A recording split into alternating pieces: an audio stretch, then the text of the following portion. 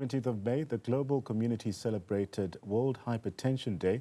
The day is dedicated to highlight the importance of monitoring blood pressure and bringing global awareness to the 1 billion people living with high blood pressure worldwide. Let's get more insight from Profmed's clinical executive, that's Justine Lacy. Justine, a pleasure to have you on the program this evening. Firstly, hypertension affects more than 1 in 3 adults in South Africa. What would you say are some of the key factors that are contributing to this high prevalence? And how can public awareness be improved to really encourage early detection and treatment? Thank you, Ndlada. Good to be with you. Yes, there are many questions around hypertension. Just to the questions you've posed in terms of what's contributing to the prevalence, obviously there are factors that are modifiable and those that aren't modifiable. So the ones that are not modifiable, in other words, not within our control, are certainly genetics, age, and race. But those that are modifiable are those that we have control over, and certainly one has then the opportunity to be able to improve on these, such as diet, weight, smoking, etc. We know for a fact that in South Africa, in South Africa, the awareness of hypertension and its consequences and complications is known to be low. So I think looking at awareness and screening, in addition to diagnostic efforts at diagnosis, I think it would be important to look at education and reach. So as far as education is concerned, I think it would be very important to educate as many people at community and global level as possible. And as far as reach is concerned, one would want to reach as many people at community and global level as possible in terms of education.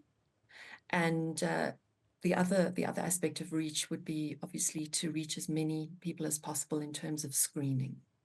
Let's speak about that then. How can the healthcare system enhance screening, but also diagnosis efforts to really identify hypertension as well? So I think it's very important, obviously, to have an accurate baseline to work from, and there are efforts in South Africa to look at where efforts would begin in terms of this. The national prevalence of hypertension and rates of screening, obviously, we know are 2/3 of these are in low and middle class income groups. Raising awareness would be important to do from a national perspective as far as campaigns are concerned, and this would be that these efforts would best be directed towards the media platforms such as TV and radio.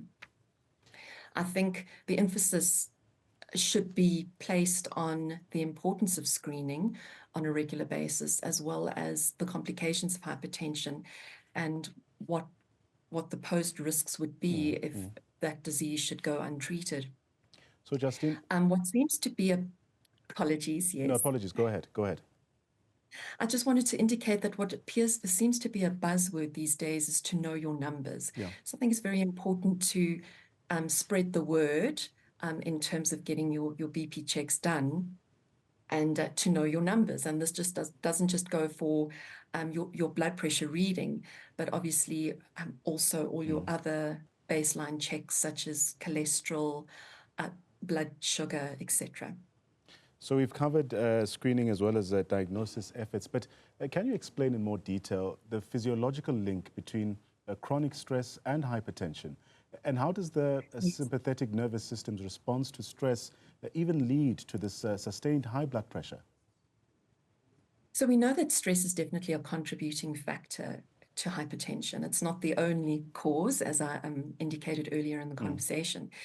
We know that the psychological effects of stress will ultimately have a response on the physical body. And the physiological mechanism behind the link to stress and hypertension is the fact that your sympathetic nervous system is obviously responsible for this. So when one is under undue stress, the sympathetic nervous system kicks in, and this is your flight and fight response, which prepares the body for that stress. Adrenaline is released into the body, and this has an effect on the blood vessels which carry oxygenated blood to the vital organs and the tissues of the body. And this adrenaline actually has a vasoconstrictive effect on the blood vessels, causing them to become a lot more narrow, and thereby increasing the pressure that the heart needs to make in order to pump this blood around the body. So in periods of sustained stress, that adrenaline release will continue and result in a sustained vasoconstriction of the blood vessels, thereby causing one to acquire the disease hypertension. Justine, thank you so much for joining us. A special thanks to our guest, Justine Lacy, for really sharing her expertise and valuable insights into hypertension and the leading causes of it as well.